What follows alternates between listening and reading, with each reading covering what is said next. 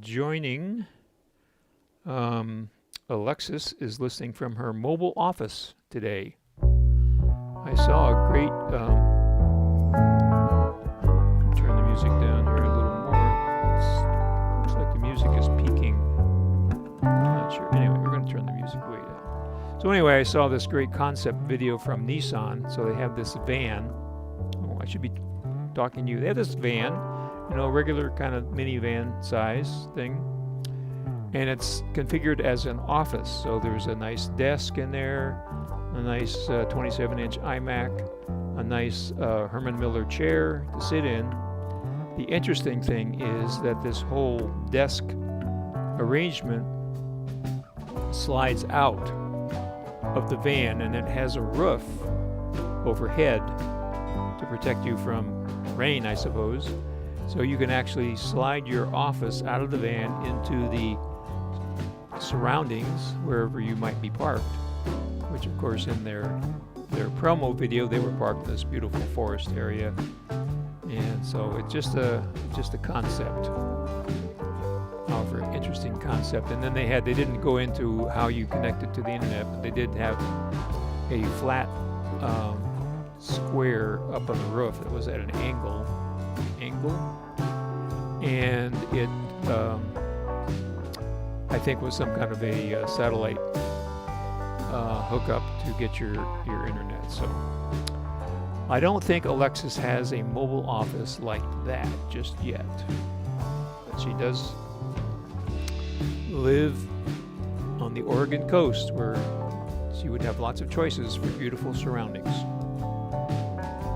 So there's that. We're going to get started here in about 2 minutes.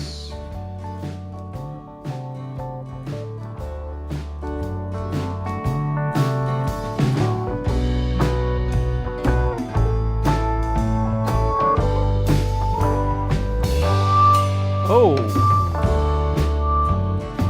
well, good morning, Tonto.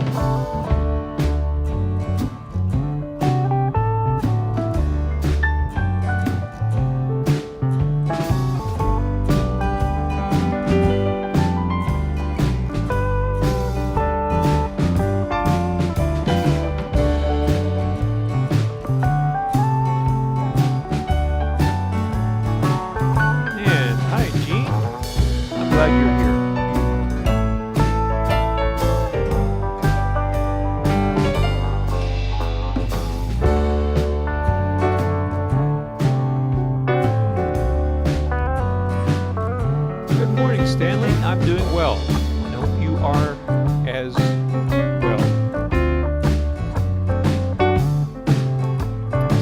Good morning, Kate.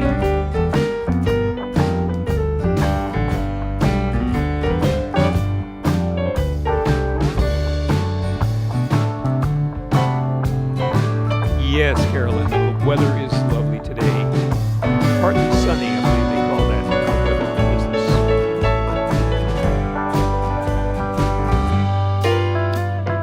Hi, Betty. Thanks for joining.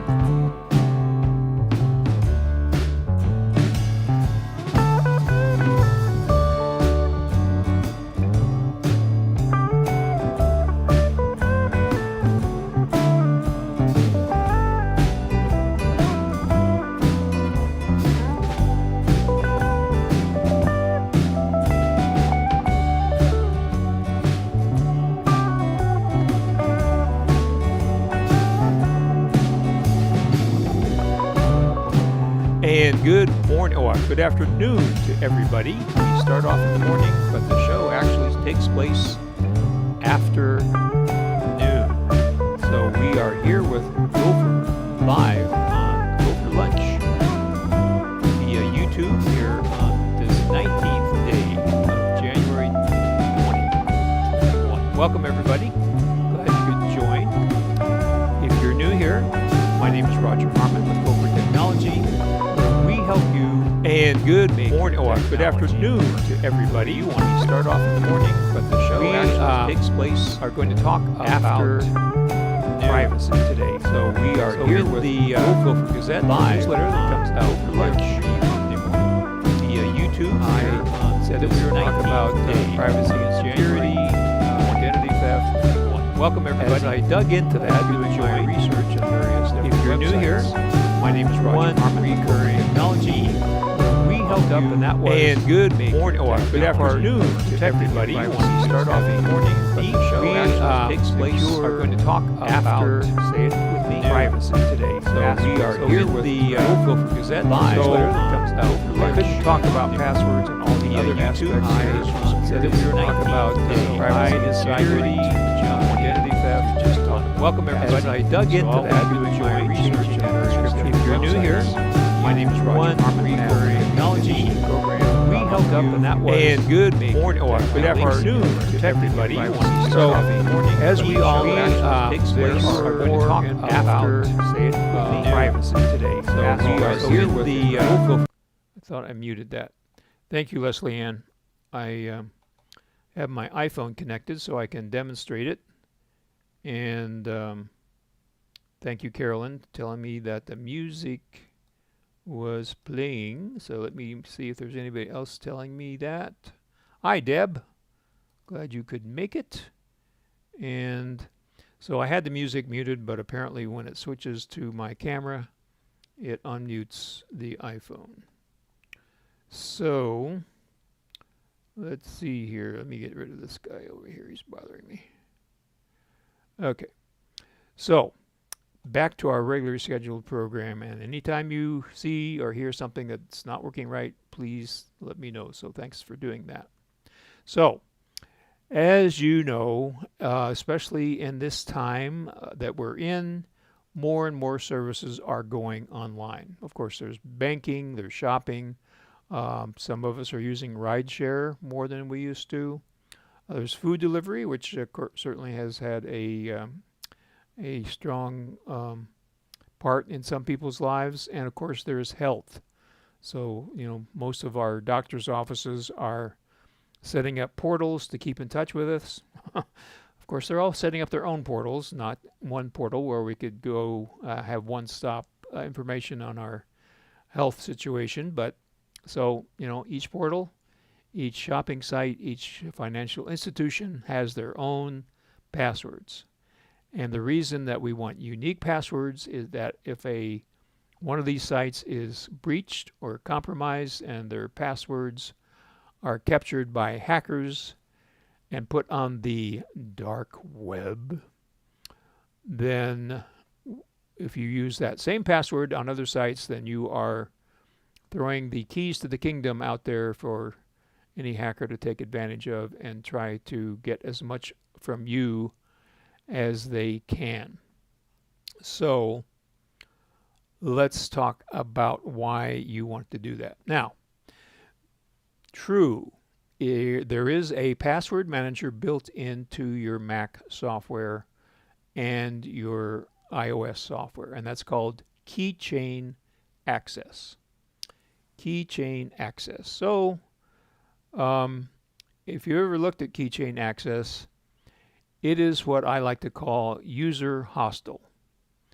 Unfortunately, it kind of keeps everything it ever learned and doesn't get rid of anything. So if you change a password, the new password's there, the old password's there. Plus Apple throws a bunch of stuff in there that doesn't make any sense to mere mortals. So Keychain Access is there. You can use it.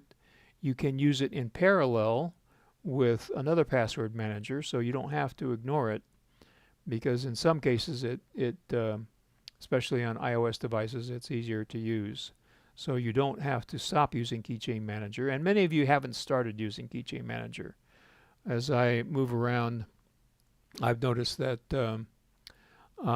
people, when the little pop-up appears where it says save my password, you're not saving your password. So that's completely secure. It's all inside the Apple ecosystem, and of course we all know that Apple is all about security.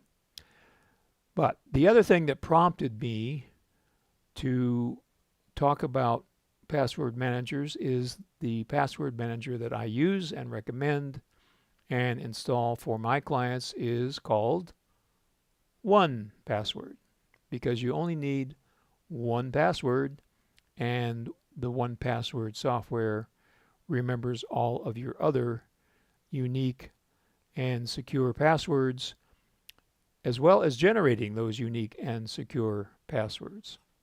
So let's look at the special deal here. This is the password manager that I use and recommend and install for my clients is called 1Password, because you only need one password, and the 1Password software remembers all of your other unique and secure passwords, as well as generating those unique and secure passwords. So let's look at the special deal here. This is the password manager that I use and recommend and install for my clients is called 1Password, because you only need one password, and the 1Password software remembers all of your other unique and secure passwords, as well as generating those unique and secure passwords. So let's look at the special deal here. This is the password manager that I use and recommend and install for my clients is called 1Password, because you only need one password, and the 1Password software remembers all of your other unique and secure passwords, as well as generating those unique and secure passwords. So let's look at the special deal here.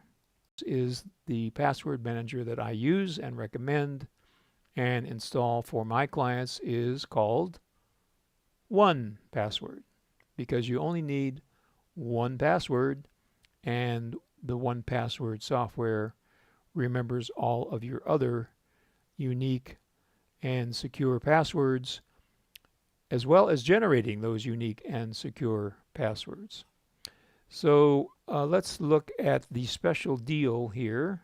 This is the password manager that I use and recommend and install for my clients is called 1Password, because you only need one password, and the 1Password software remembers all of your other unique and secure passwords, as well as generating those unique and secure passwords. So let's look at the special deal here.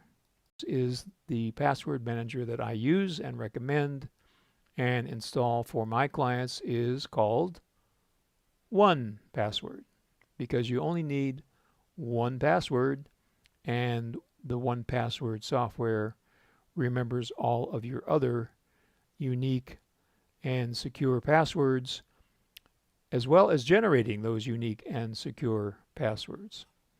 So let's look at the special deal here. This is the password manager that I use and recommend and install for my clients is called 1Password, because you only need one password, and the 1Password software remembers all of your other unique and secure passwords, as well as generating those unique and secure passwords. So let's look at the special deal here. This is the password manager that I use and recommend and install for my clients is called 1Password, because you only need one password, and the 1Password software remembers all of your other unique and secure passwords, as well as generating those unique and secure passwords. So let's look at the special deal here. This is the password manager that I use and recommend and install for my clients is called 1Password, because you only need one password, and the 1Password software remembers all of your other unique and secure passwords, as well as generating those unique and secure passwords. So let's look at the special deal here.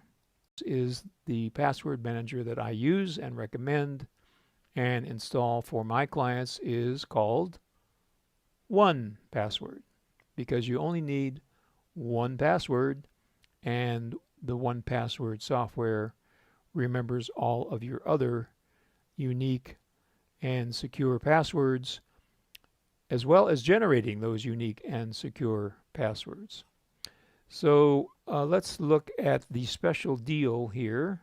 This is the password manager that I use and recommend and install for my clients is called 1Password, because you only need one password, and the 1Password software remembers all of your other unique and secure passwords, as well as generating those unique and secure passwords. So let's look at the special deal here. This is the password manager that I use and recommend and install for my clients is called 1Password, because you only need one password, and the 1Password software remembers all of your other unique and secure passwords, as well as generating those unique and secure passwords. So let's look at the special deal here.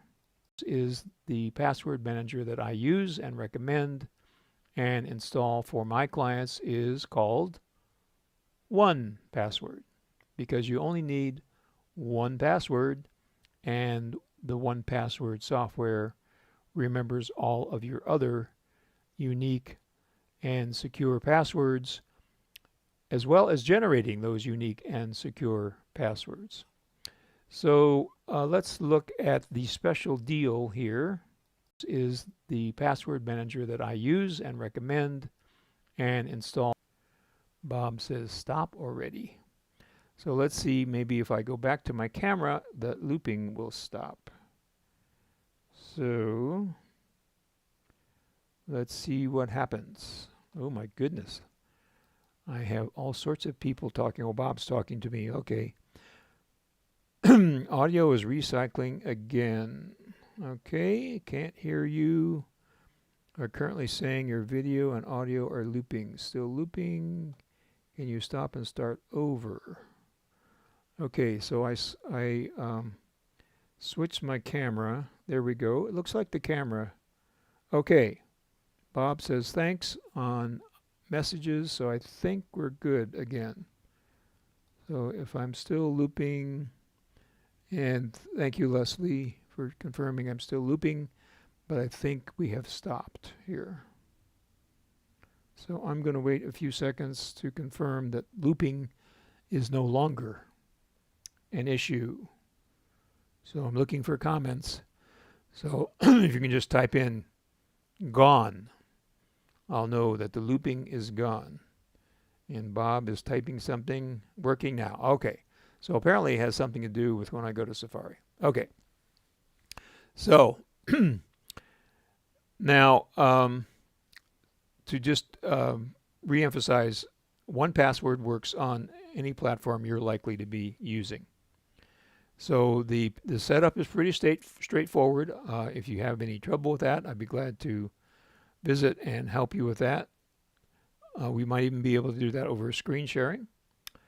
So the way 1Password works, you don't have to jump in and open your little book and enter each one of your passwords into 1Password. So the way 1Password works is it kind of sits on your shoulder.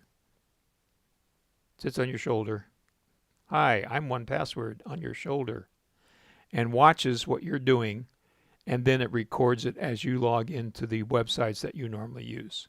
So to get started, you just log into so what you will have to do in many cases, because your username and your password are being remembered by either your browser or maybe by keychain access, you'll let 1Password remember those, and then you'll say yes when 1Password pops up and asks you if that password should be remembered. Okay, so I'm going to go back to Safari here and hope that that you log into the websites that you normally use. So to get started, you just log into so what you will have to do in many cases, because your username and your password are being remembered by either your browser or maybe by keychain access, you'll let 1Password remember those, and then you'll say yes when 1Password pops up and asks you if that password should be remembered. Okay, so I'm going to go back to Safari here and hope that you log into the websites that you normally use. So to get started, you just log into so what you will have to do in many cases, because your username and your password are being remembered by either your browser or maybe by keychain access, you'll let 1Password remember those, and then you'll say yes when 1Password pops up and asks you if that password should be remembered. Okay, so I'm going to go back to Safari here and hope that you log into the websites that you normally use. So to get started, you just log into so what you will have to do in many cases, because your username and your password are being remembered by either your browser or maybe by keychain access, you'll let 1Password remember those, and then you'll say yes when 1Password pops up and asks you if that password should be remembered. Okay, so I'm going to go back to Safari here and hope that you log into the websites that you normally use. So to get started, you just log into so what you will have to do in many cases, because your username and your password are being remembered by either your browser or maybe by keychain access, you'll let 1Password remember those, and then you'll say yes when 1Password pops up and asks you if that password should be remembered. Okay, so I'm going to go back to Safari here and hope that you log into the websites that you normally use. So to get started, you just log into so what you will have to do in many cases, because your username and your password are being remembered by either your browser or maybe by keychain access, you'll let 1Password remember those, and then you'll say yes when 1Password pops up and asks you if that password should be remembered. Okay, so I'm going to go back to Safari here and hope that you log into the websites that you normally use. So to get started, you just log into so what you will have to do in many cases, because your username and your password are being remembered by either your browser or maybe by keychain access, you'll let 1Password remember those, and then you'll say yes when 1Password pops up and asks you if that password should be remembered. Okay, so I'm going to go back to Safari here and hope that you log into the websites that you normally use. So to get started, you just log into so what you will have to do in many cases, because your username and your password are being remembered by either your browser or maybe by keychain access, you'll let 1Password remember those, and then you'll say yes when 1Password pops up and asks you if that password should be remembered. Okay, so I'm going to go back to Safari here and hope that you log into the websites that you normally use. So to get started, you just log into so what you will have to do in many cases, because your username and your password are being remembered by either your browser or maybe by keychain access, you'll let 1Password remember those, and then you'll say yes when 1Password pops up and asks you if that password should be remembered. Okay, so I'm going to go back to Safari here and hope that that you log into the websites that you normally use. So to get started, you just log into so what you will have to do in many cases, because your username and your password are being remembered by either your browser or maybe by keychain access, you'll let 1Password remember those, and then you'll say yes when 1Password pops up and asks you if that password should be remembered. Okay, so I'm going to go back to Safari here and hope that that you log into the websites that you normally use. So to get started, you just log into so what you will have to do in many cases, because your username and your password are being remembered by either your browser or maybe by keychain access, you'll let 1Password remember those, and then you'll say yes when 1Password pops up and asks you if that password should be remembered. Okay, so I'm going to go back to Safari here and hope that that you log into the websites that you normally use. So to get started, you just log into so what you will have to do in many cases, because your username and your password are being remembered by either your browser or maybe by keychain access, you'll let 1Password remember those, and then you'll say yes when 1Password pops up and asks you if that password should be remembered. Okay, so I'm going to go back to Safari here and hope that that you log into the websites that you normally use. So to get started, you just log into so what you will have to do as you do it, and it records it. So you don't have to go in again and put all those things in one fell swoop. So I'm looping again. Carolyn is telling me. So, all right. So Carolyn wants to know, certainly a good question. Hello, Barbara.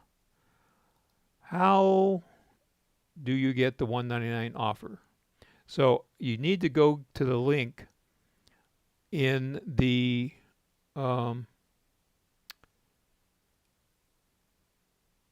GoFor Gazette. GoFor Gazette that came up to your email shortly after 7 o'clock Monday morning. And also you can check on this YouTube playback on my GoFor Technology YouTube channel, and I will be putting that in there as soon as we're done. But if you just go to the regular sign-on page for 1Password, you're right, Carolyn, it's not there. So this is a special promotion between the Wirecutter and okay, so Susan says she's still getting the constant repetition, but I am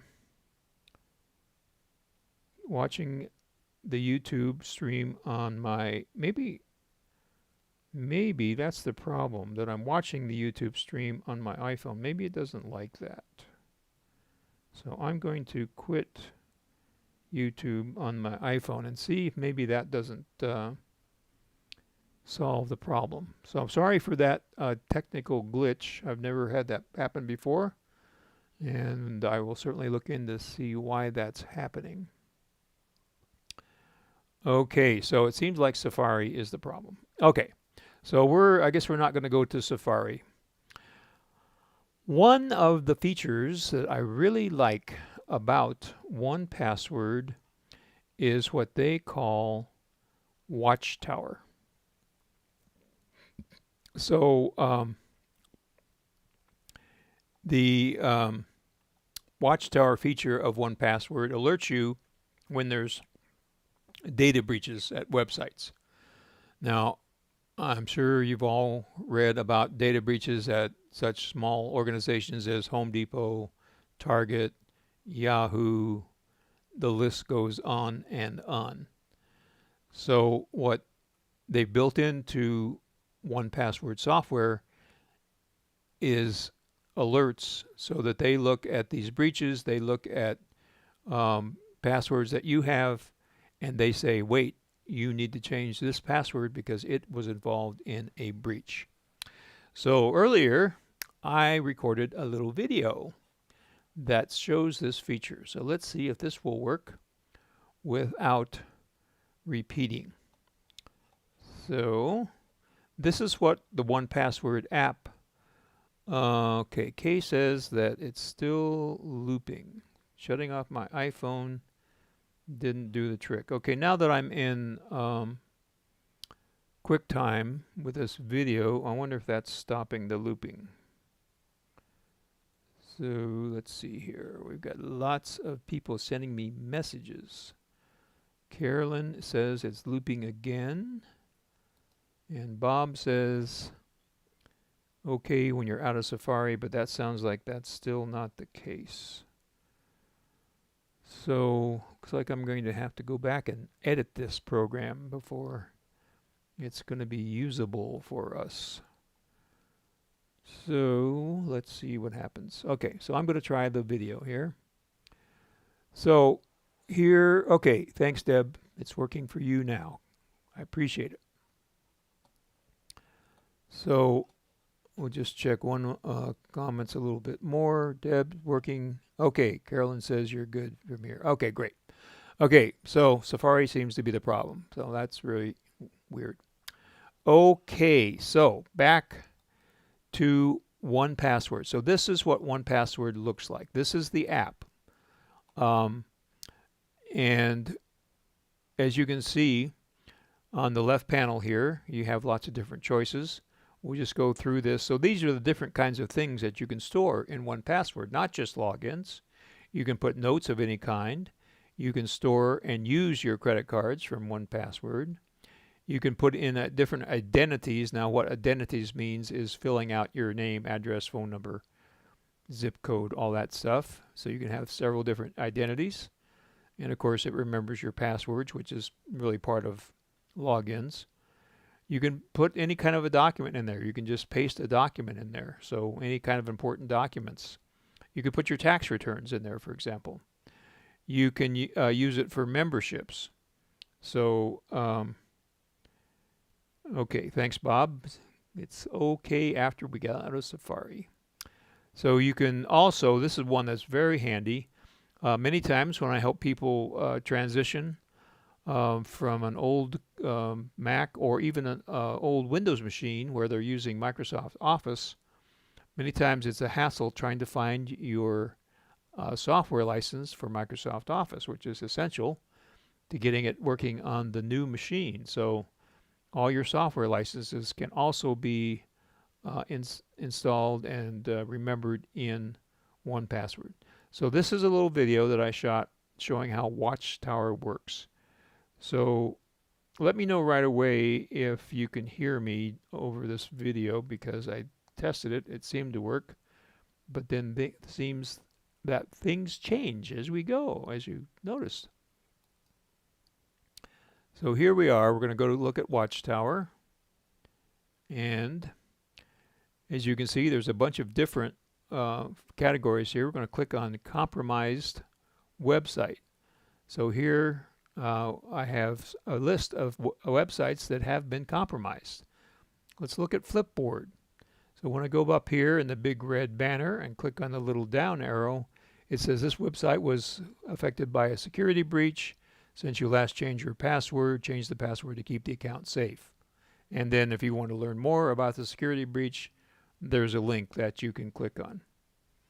Okay, so now we're going to go down to another one. Intuit, people that make Quicken, or used to make Quicken, now they make QuickBooks. And again, that was compromised. Angie's List, another compromised website. So again, it's been affected by a security breach. Please change your password. And as you can see, there's several more there. Now, I've left these here for illustrative purposes, because if I did all these, then I couldn't show you how to do it. So this is a feature where it looks up saved passwords in an online database, which have been exported. In other words, databases that are on the black web and the dark web, I should say, and tells you those should be changed.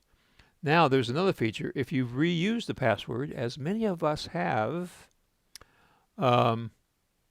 you can see I've only reused a password 171 times. But again, I'm doing this for you. So this shows us that I need to change the password in these different sites because I'm reusing not just one password, but a password multiple times. So these are this is my homework here. But again, I leave this here because most of these are not ones that I'm too concerned with. I see some of them they're out of business because I've been using 1Password for at least, well, let's see what year, since 2014. So a long time.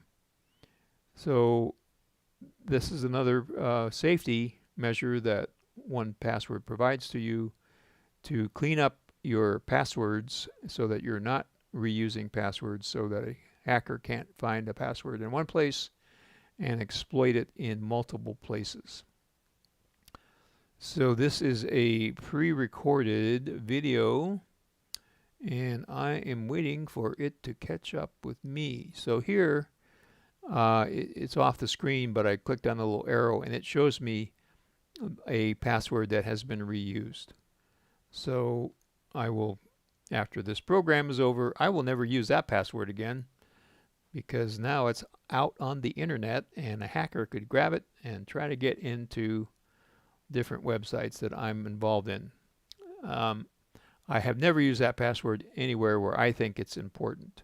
So it does say, though, that this password was not found in any security breach. So the hacker would have to watch this video to get that password, because it's not out there on the dark web at this point. And of course, I am going to change it out so that it is nowheresville. Now, the way you change a password is to click on Edit in the upper left-hand corner, and then you get more features. So then you can regenerate the password for that particular website. So your username stays the same. You click on the little gear, and that shows you the website. Of course, in order to change a password, you have to be on the website. You can't just change the password in 1Password and expect the website to know what that password is. So now I'm going to the website. So here in this case, I found out this website no longer exists. So I don't have to worry about changing this password. I can simply delete that password from 1Password and move on to the next password. So one way to delete it is to right-click on the password in the list right there and go down to delete, which is off the screen. You can't see it. And another way to do it is to click on Edit and go down to the very bottom and move to trash. And we confirm that we want to move it to trash, and bam, it is gone. So now, of course, you're not going to have this advantage of finding websites that are no longer in business, because you're just beginning with 1Password. But as you use it, you will get that advantage as time goes on. So here's another check in Watchtower and 1Password, and these are unsecured websites. Now, you may know that a secured website is indicated by when it says HTTPS instead of just HTTP by itself. So that is another alert. Two-factor authentication, even though it's kind of inconvenient, is certainly more secure. So now it's showing me a list of 65 websites where I could have two-factor authentication. And then this shows me that an American Express card expired in November of last year, so I should update this information. So as you can see, 1Password gives you lots more than just simple password management. It's a very robust tool for keeping things in one place. You can also put passports in here. You can put your driver's license, all the passports and driver's license of family members. So if you're traveling and you need that information, you can just open up 1Password on your iPhone or iPad or Mac and pull it out to fill out some kind of forms on the border. So that's a good question, Carolyn, and I think this video is over. Yes, it is. Good. So, very good question, Carolyn. Let's go back and answer that question. Thank you for asking. If anybody else has questions. So, 1Password does not link to Keychain. However, they do operate in parallel. You see, there's two things there operating in parallel. They do operate in parallel. So you can have Keychain generate a password, and 1Password will remember that. Or you can have 1Password generate a password, and Keychain will remember that. So you can keep them both operating, but they don't talk to each other in the sense that I think you're asking your question. They do talk to each other in that when the password is first put in, they'll both pop up and say, do you want me to save it? So you can save it in Keychain, which I recommend you do, and save it in 1Password, because Keychain does work a little better on your iPhone and your iPad.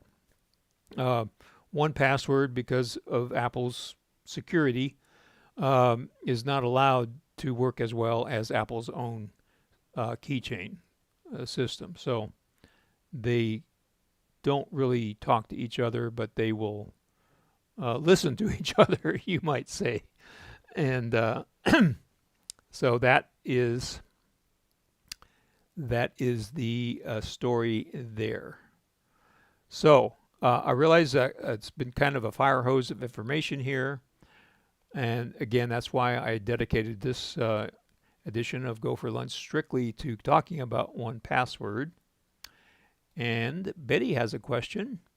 Is there any place where you can go and see the actual password? Oh, sure. So unfortunately, I can't show you that because I'd have to go back to, well, yes, I can show you that. Well, I don't know. So there's several places. So if you remember, in Safari, there was a 1Password icon, which was right up here in the top part of Safari. It looks like a keychain. I mean a keyhole, kind of like the ignition on your car. And so that's one place you can do it.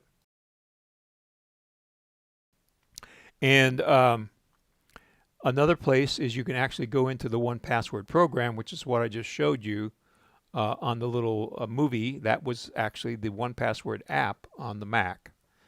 And you can also go into the 1Password app on your iPhone or iPad and see the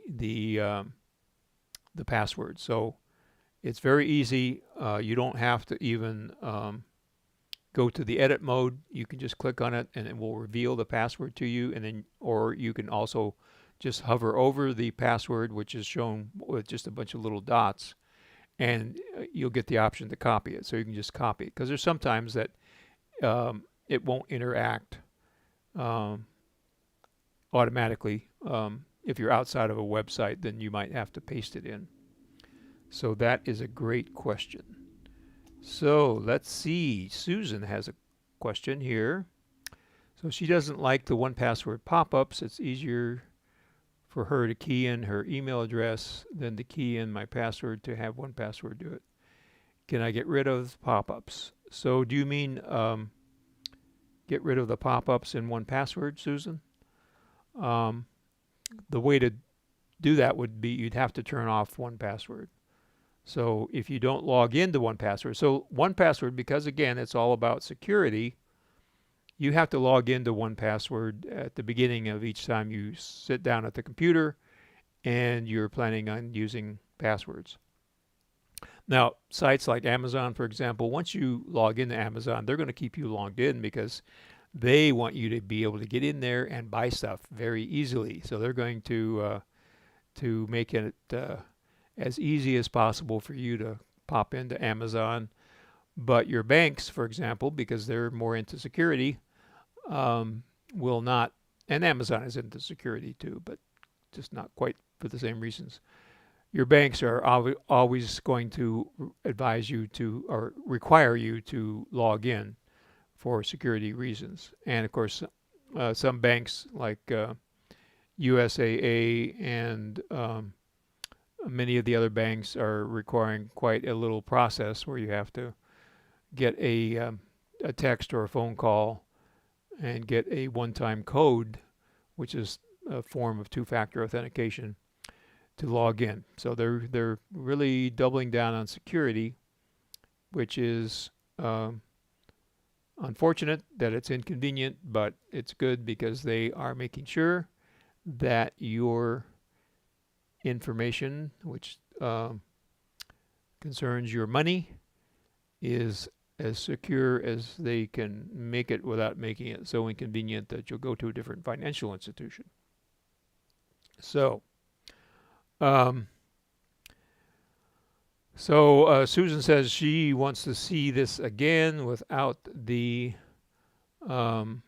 looping, which probably did eat up a lot of time. That's so true, Susan. So I will be editing this. Won't happen right away because I have appointments this afternoon, but I will get it done as soon as I can and get that looping problem figured out. So sorry about that.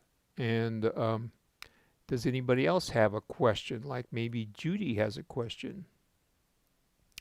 Okay, the best way to get the link for the special again is to go to the GoFor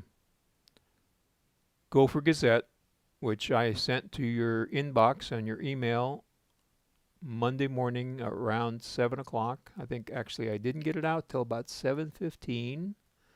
Got distracted. Very odd that I would ever get distracted. And so it's there in your box. Just search for GoFor Gazette and number 37, and you will find it there. So that's the way to do it. I'm sorry I couldn't seem to paste it in to the comments. Well, you know what I could do? Let's just do this. I'm going to jump into my mail. I'm going to go to search, and you're not seeing this on your screen, but I'm going to search for GoFor Gazette, and let's see, 37. There it is. Okay, and I am going to click on the link. So it's in the right-hand column, and I'm going to copy it here and see now if it will paste into the comments. And it still doesn't seem to want to paste into the comments. So I'm sorry, tried to help you there, but it doesn't seem to want to paste for some reason. So again, the only way to get the discount that I know of is either to be on the Wirecutter mailing list, is how I got it in the first place, or to go to the GoFor Gazette number 37 email that I sent out yesterday around 7 o'clock. And okay, so Deb was able to do it.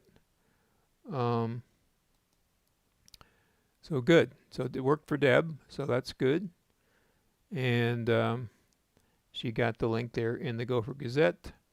And Susan says, I must be logged in all the time. Now, I think what you're saying, Susan, is that in order for 1Password to work, you do have to be logged into 1Password. Now, in the 1Password preferences, it can be set up so that it doesn't require you to log in very often. But the default is it turns itself off, I think, in 15 minutes. That may have changed, but you can extend it. So I think that it can be extended to like 8 hours. So you would only have to log in every 8 hours. But again, that's a security thing. So I realize that in most of our cases, we're at home. There's hardly anybody else in the house. And it's not a real issue of us leaving our desk and somebody else swooping in and opening our websites, because 1Password is operational. But they designed it for an office situation where that, you get up to go get a drink of water, somebody could sit at your desk and 1Password is still working and they have the keys to your kingdom. So that's why they do that. So that is, again, the continuum between security and convenience. So you have to kind of pick where you want to be, more secure or more convenient. And again, that's always a choice that we have to make. Do we want to be more secure, or do we want to make it more convenient for ourselves to get into these different websites and such? So please, if you haven't already, subscribe to our YouTube channel. And when you subscribe, there'll be a little bell there. If you click on the little bell, you'll be reminded for when we are going live. As always, have mask will travel. And so I can come to you and help you if you want to get 1Password set up or anything else. And we can also do screen sharing. So that's working better now that I'm on my new Apple M1 Mac Mini and Big Sur. The screen sharing is working a lot better. So that's become pretty reliable. So thank you for all attending. Thank you, Bob, and everybody else. I will be back next Tuesday at high noon for GoFor Lunch. So see you then.